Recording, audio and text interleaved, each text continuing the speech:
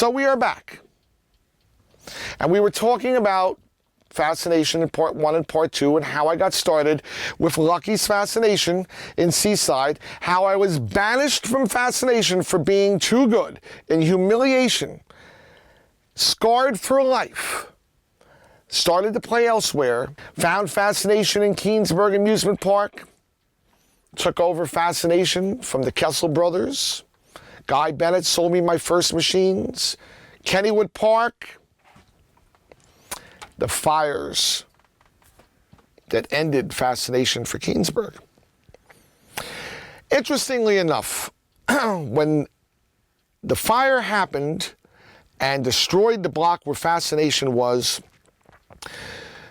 the old fascination tables from 1938 did not burn. How could that be? They were made of wood. There was no formica. All laminated, varnished wood. They did not burn. The entire building around, twisted rubble to nothing, but the fascination tables did not burn. Because I took them out just before the fire. Not because I knew there was a fire coming. People say, he knew. No, not because I knew. What happened was, Keensburg Amusement Park, which was owned by two men, Al Reed and Tony Grand Cantalupo, were raising my rent every year. As good business people do, they need to make more money, things go up. But fascination wasn't making money. It wasn't making money. The last year's Kessel had it. It wasn't making money with me, and I was already paying more money and paid money to get it. But they were raising the rent each year. And understanding that that's their business is real estate, I said to them, I says, guys, I'm already not making money. I can't afford to pay even another increase. I says, you have to allow me to do something in addition to fascination in order to make the extra money to pay you. Otherwise, I'm out of business. I says, can I put in some slot machines or poker machines? That was what was going on during the day. They even did it in Seaside. Back in Seaside, long after I was thrown out, they took out 6 fascination tables and they added draw pokers and slot machines and a splashdown coin pusher that people could spend additional money and faster money in order for them to make more money for their increasing prices. I says, can I do that here? No. Why? Because there's an arcade next to you. You're only allowed to have fascination. You can't have that, that's an arcade. All right, well, I get it, but you know, an arcade can have anything. They had Pokerino, Bingarino, those are roll downs.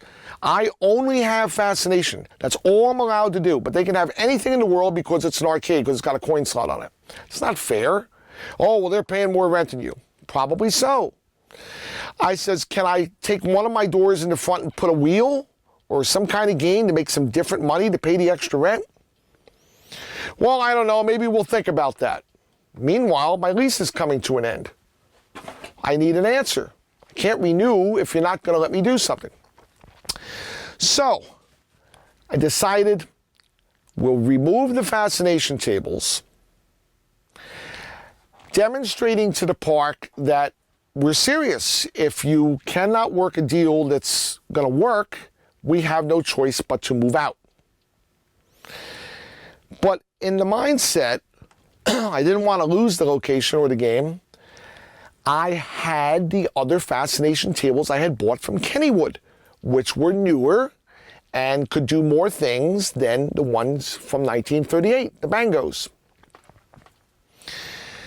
So we took out the fascination, moved it out, went to vacation to Walt Disney World for Florida for Christmas, came back to find the whole block had burned down. If I had not moved those tables out, they would have been destroyed. A matter of a week, 10 days, saved those tables from being destroyed after being in the same spot for over 45 years at that time, maybe more, I'm not sure, I'd have to do the calculation. That would have been 1983. They started in 1938, so it would be 45 years. So there was no returning because there was no building. So that ended Fascination for me in Keansburg. Then I applied to work for Walt Disney World, and I was hired without even being there. They wanted me because of my experience that I had already in the business and with the games from Keansburg Amusement Park that I had already done.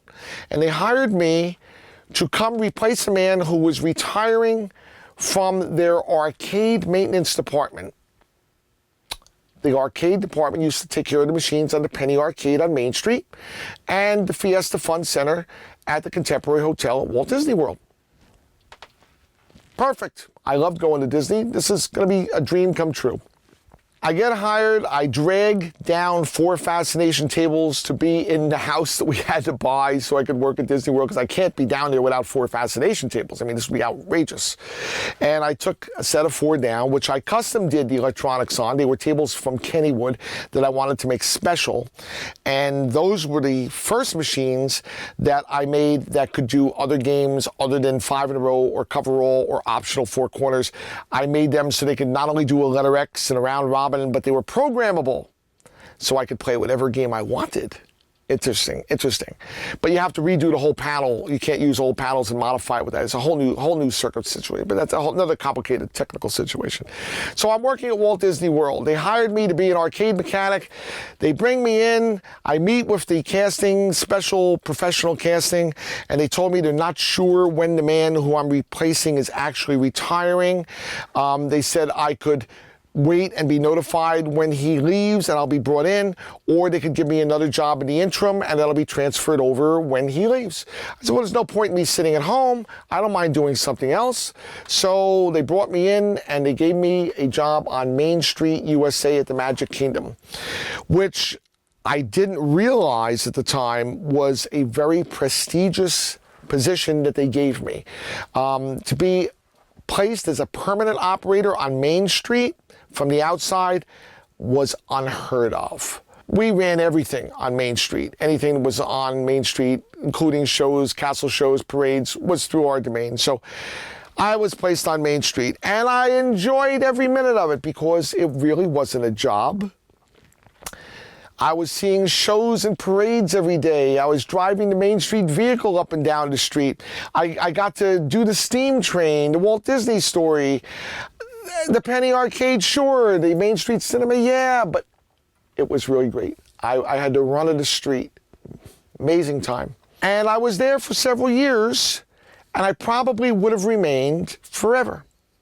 My mom and dad were back in New Jersey, and they took a trip down to Seaside to go walk on the boardwalk. They got memories too. I'm down in Florida working in Disney. They went by the old Fascination that threw me out when I was a kid, and they came across Lucky, who was the landlord of the property. Even though it was called Lucky's Fascination, he didn't own the Fascination. Eddie did, who was an original partner with Sonny's and Ricky's, but then he owned it alone. And Lucky was always okay.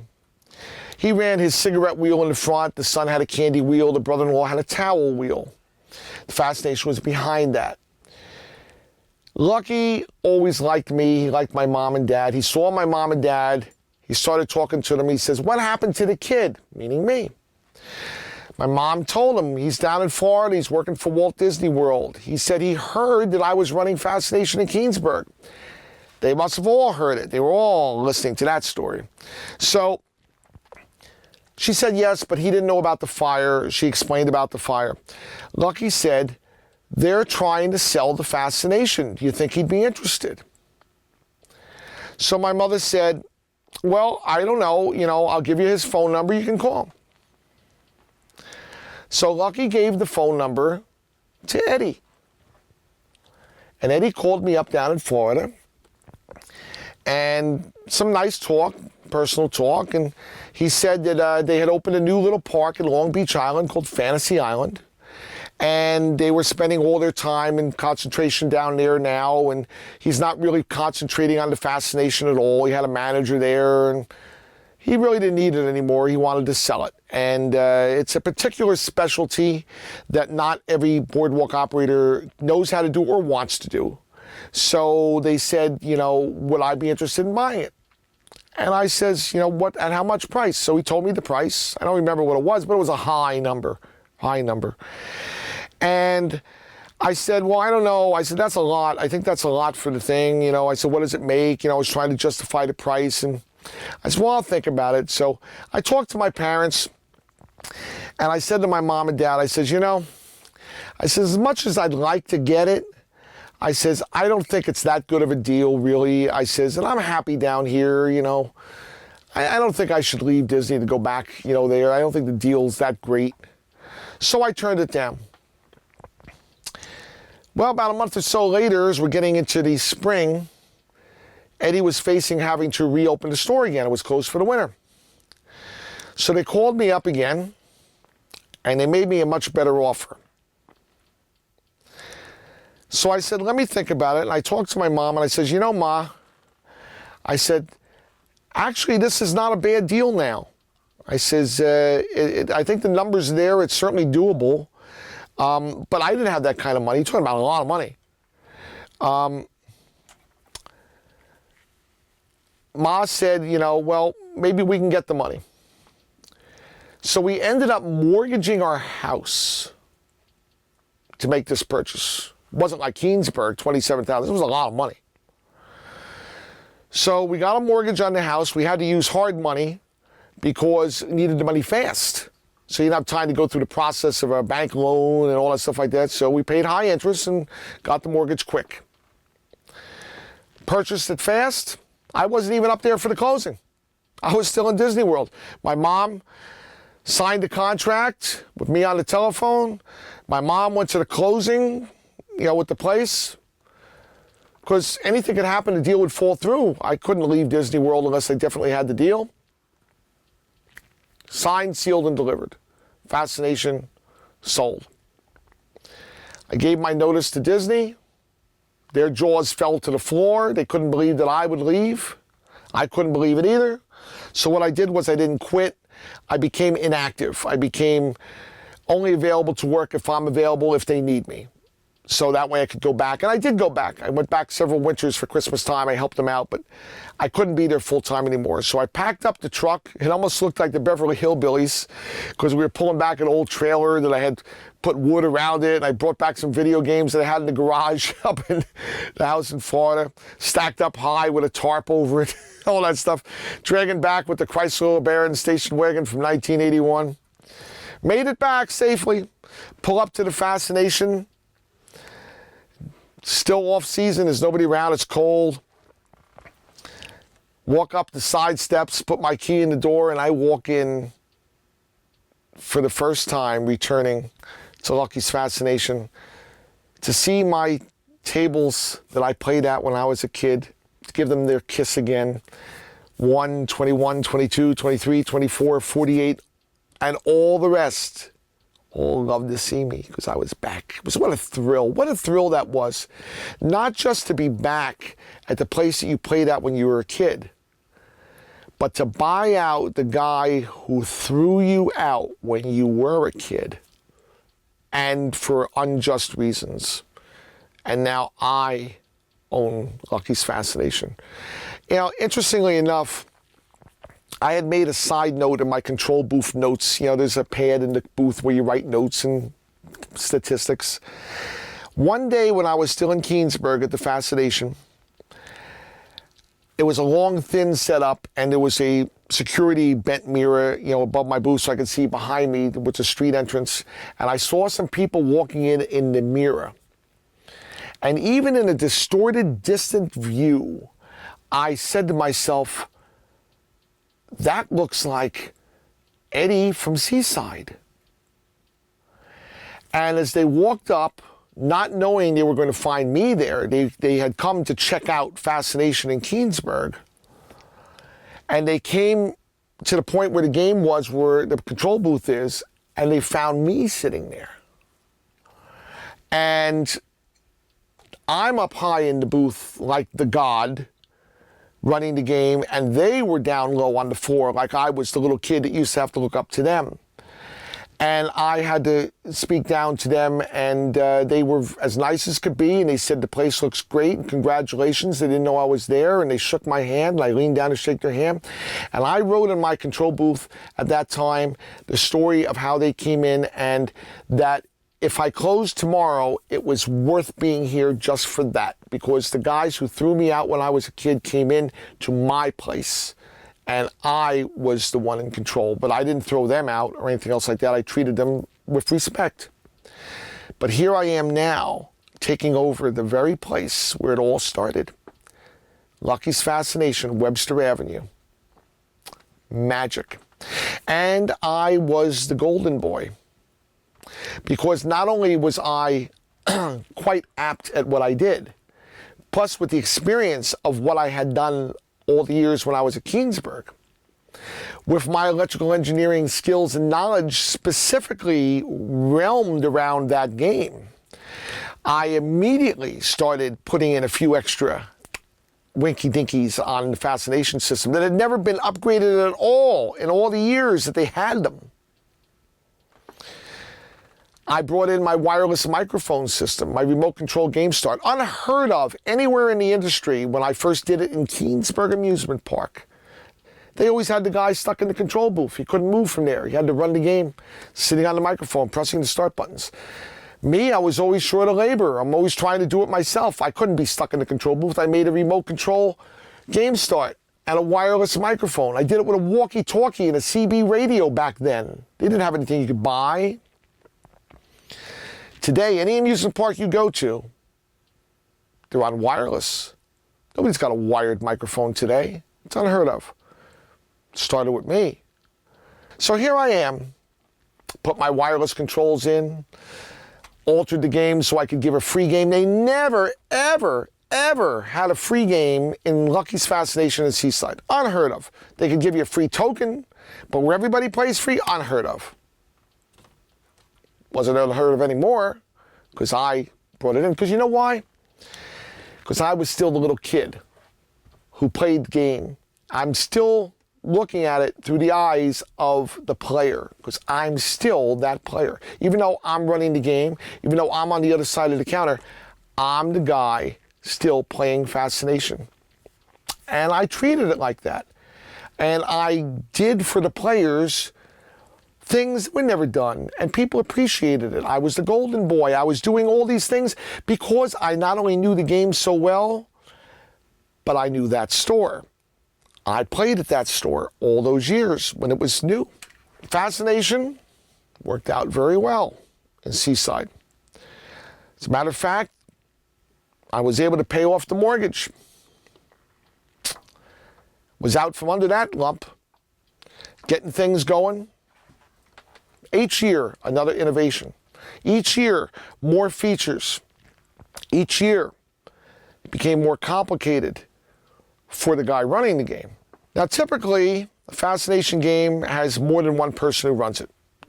They get up in the control booth, they run it for an hour, half a day, whatever, 40 minutes, whatever they're doing.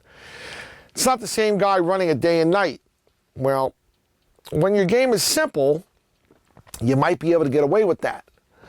But when your game is complicated and there's many features involved with it, nobody can run it but you. You have to do it every day, opening to closing. That can be pretty prying on your health. So I did it, and I did it well, and I started there, I was 27 years old. Fascination is traditionally coin collected by hand. So they have attendants who run back and forth behind the sections, taking the money from everybody's table each and every game. You have to go back, forth, each game and get everybody collected within the time of the game before the game ends. It's not easy. It's not an easy job. People don't like to do it. You have to be good at math. Some people just can't count fast. They can't do it. So it's always difficult to have staff at Fascination. It's a collecting staff. I think the last straw on that was one day, about 2 years into my operation at Lucky's Fascination, where all the kids who were working were all friends. And they all decided they wanted to get together and all go to Great Adventure, Six Flags Great Adventure for the day. So they all asked me for the day off because they want to go to Great Adventure. And I told them, I says, you can't all have the same day off. Who's going to work? I says, you do that when off season, when we're not open, you do that during the week. But every day we're here, you can't all have the same day off because there's nobody here to work the stores. So what did they do? They went to Great Adventure. They simply didn't come to work. Why bother? They know Randy's a nice guy. He's not going to fire us. The afternoon isn't too busy. I was able to manage it alone on my wireless systems, running back and forth, collecting everybody's games, running. My parents would usually come down and help around the counters doing the merchandise around 6:30. So from 12 noon on, when I opened, I'm running back and forth, getting everybody done, and I'm just watching the clock and saying to myself, oh, I can't wait till the night shift gets here because the day shift didn't show up. Night shift comes, they don't show up either. They all went to Great Adventure. Why should they show up? My parents get there and they're like, what's going on? They see the chaos, me running around like a screwball. And I told them quick, I said, nobody came to work. I said, I got to do this alone. I said, just do what you can. So my father's helping to try to collect some coins from people. The game's still running. I'm running the game. I'm not making people wait. Showman number one. And it's almost like people are sadistic. It's really amazing, human nature. People who normally would play only $1 or $2, they stayed for a long time, playing a lot of money more because they wanted to see what was going to happen. It's like an extra show. Am I going to drop dead? They're like, so I was busy. It was one of my busiest days, of course, because I'm doing it alone. And I'm laughing as I'm doing it. I'm running back and forth, and I'm laughing, and people are like, is he nuts? He's laughing. He's going through this, and he's laughing. He must be nuts. And I'm laughing to myself because I'm saying to myself, there's going to be coin slots next year. I don't care what it costs. I don't care if people like it or don't like it. There's going to be coin slots. And I'm laughing to myself because I'm the one who's going to make them. So I made it through the day. I didn't drop dead. The next day, the crew comes in. They're kind of like, is he going to fire us? They're going to hear it now. I didn't say a word. I said, was Great Adventure fun? Yeah, we had a good time. Good. All right, so let's get started. Didn't say a word. They're all wondering, like, why I didn't say a word.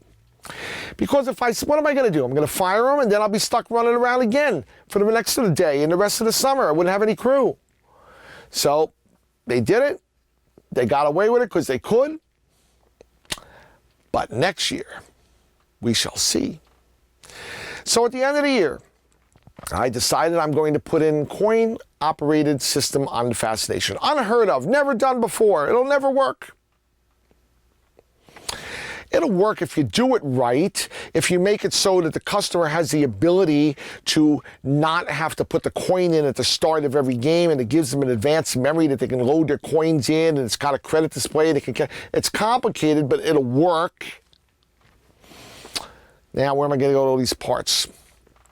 Well, this is 1989. I'm sure not going to get a bunch of parts cheap from China. The parts I needed to do this were going to cost probably $500 plus per machine. There's 50 machines. It's over $25,000 in parts. I didn't have that kind of money, and that's just the preliminary parts. It's never going to stop there. So I got the bright idea. Always come up with bright ideas. A main part that I was going to use, that I was going to have to buy, was going to cost me about $300 to $500 just for one part, if you could get that many of them. That part is used in a pinball machine. And I could buy, at that time, a used pinball machine for less than the cost of that part. The trick is you got to find matching ones. All the same era, all the same company, because the Fascination works together as a system and the parts have to be doing the same thing at the same time. So I'm calling around, and I made a deal with somebody from Monticello, New York, an old operator who had several hundred pinball machines in their basement that they weren't using, various levels of cannibalized missing parts. I bought them. Now I had to buy a truck because I figured what this is going to cost to ship, I might as well buy a truck. So I bought a box truck with an elevator gate. Not a new one, of course, and I'm having to drive back and forth to Monticello, New York with all these hills and the New York Thruway. I made about 6 trips to Monticello with purchasing all these old pinball machines. Then I had to pull out the parts that I needed, which was going to give me all the rest of the machine for free because I was going to have to buy that part anyway. And I spent the winter building the automated control systems for the Fascination. I built them in Florida, went down to the house, worked in Disney during Christmas, sat there wiring panels, making the circuits and the systems and the displays. When we came back for the spring, I opened the beginning of March, came back beginning of February to spend a month doing the installations. Untested. Will it work? Big gamble. And there's no way to really test it practically until it's completely into the system. It's finally installed and ready to open for opening weekend in March. Coin slot system. Nobody knows how to do it because it has never been done. So everybody who comes in to play, I have to go over and explain to them like the goo-goo baby, goo-goo, goo-goo, goo-goo, goo, you go, goo-goo, explain, to show them you insert your coins, you get credits on the machine, it shows you, and then when you play, if you roll the ball, it will subtract one of your coins. If you don't have credits in there, it won't let you play. And when we play coverall, it required 3 credits. And if it didn't have 3 credits, it wouldn't let you play. So make sure you have your credits in there. It had a warning light on the top when you're down to 1 or 2 credits that would blink. So you could be aware that you're running out of credits, and I could be aware so I could help. It's operator aids. It was all figured into. Why? Because the game operator is also the game engineer. This is a combination that cannot be duplicated. You, as a game operator, cannot go to an engineer and say, this is what I want to happen, and the engineer is going to understand why. They're not the game operator. They don't understand the reasons for it. But when the game engineer is also the operator, I design it because I need it to work in a certain way for the reasons that I know. I was very pleased that it worked flawlessly, except when we got to play coverall. In the beginning, it was working fine. It would take the 3 credits. Later on, it would take 1 credit. It wasn't taking 2 more. It's driving me nuts. Why? I'm trying to figure it out. Forget about the credits. I'm still working here. I don't care. So they're playing coverall for 1. I'm like, why is this doing this? Trying to figure it out while I'm running the game. The end of the night, now I got to stay up. I got to figure out why. I tested, it works fine. Every time I would test it, works fine. All right, must have been a glitch. All right, next day, same thing. I did it again. Oh, that was so frustrating because usually when I do things, they usually work right. And, this was just annoying. I mean, it's a small thing, but it's annoying. Particularly because I couldn't figure out why. So after the weekend, I got to look into it a little more in depth, and I found the reason why. When I would test it with a few machines, it was no problem. I could test it with 7 players, no problem. 10 players, no problem. It should be enough. But when I started getting the volume of people playing, 20 players, 30 players, tiny bit of trickle-back voltage was making its way back through the lines, and in an accumulative fashion was adding up to enough that it was throwing off my control. it was getting lost because of the extra unexpected voltage that was coming into it. Perfectly logical. I didn't anticipate that trickling back, but it did. So I had to install isolators on each machine. Ended the problem. Never had the problem again. Worked like fine. It was the best thing ever. Well, after a few years, the situation started to change. When Lucky's Fascination first started, they were paying $15,000 a year rent. When I walked in the door, the lease immediately became $30,000. Double. So even though they were making a few dollars, they weren't making a lot of money at the end, I now had to make double the rent and still make money. And I did. Next year was 32, 34, 38. By the last year that I was able to run Lucky's Fascination there, it was 1995, it was over $75,000 a year. Couldn't make any money anymore. It was impossible. But I still would have remained there. But I didn't have the opportunity to, because the place with the pizzeria next door, which was owned by the same landlord at the time, wanted to crash through the wall, take over the location, make a food court. So they threw out Fascination so they could do that. Heartbreaking as it may be, I had to take it all apart. There was no place else to move to. In Seaside, the buildings aren't as large as other areas, so you need a building substantially sized in order to put a Fascination. I looked, where can I go? Where can I go? There were no spots for me to go to in Seaside. So I ended up having to move out. I did end up in Wildwood, but I had to take Seaside with me because I wasn't going to leave it behind. And I essentially did. The carpet I'm standing on is my carpet from Seaside Fascination. The ceiling, that's my ceiling from Fascination at Seaside. The counters that are blocked with all the stuff you see on the walls, those are my showcase fixtures from Fascination at Seaside. The back wall with the paneling and the steps that have the shelves, those are the steps in the back wall from my Fascination at Seaside. Those glass doors, those are my doors from Fascination at Seaside. It all came with me. And I set it up. It was going to be my little Fascination from Seaside here at the Retro Arcade Museum for all the things at Randyland.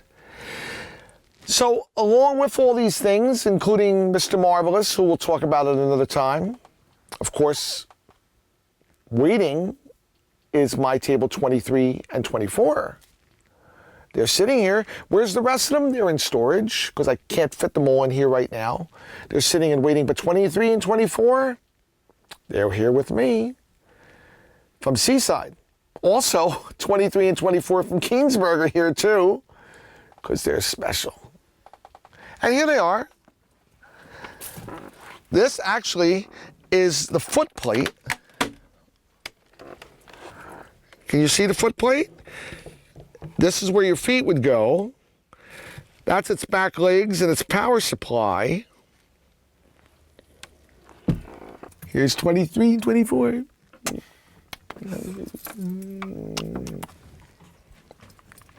My babies. And over here is the head of 23 and 24. Oh, it's protecting the switch plates. Here they are. How do you know? How do you know it's 20? Look. 23, 24. But all these years later, I'm still running Fascination. Actually, the Fascination I'm running right now are the old Olympic tables that Walter made. I've run 7 Fascination locations, counting the Derby. This is number 7 I'm running right now, and I'm sure there's going to be more. I have 7 Fascination systems that are sitting in storage, and it's the game of life. It's my life. It's Fascination. It's a fascinating story. I hope you enjoyed it, and I've got to say it again, you're going to miss out on the rest of the story if you didn't push that subscribe button. You know where it is. It's in the beginning under the channel. You got to push the subscribe so you make these videos possible and you get alerted when they're there. It is a story for everybody from Main Street Randyland, the video channel right here on YouTube, the story of life. my life in the amusement business. We'll tell you the next story next time. Thanks, guys. We hope you enjoyed it all, and we'll see you next time. Fascinating, isn't it? Bye.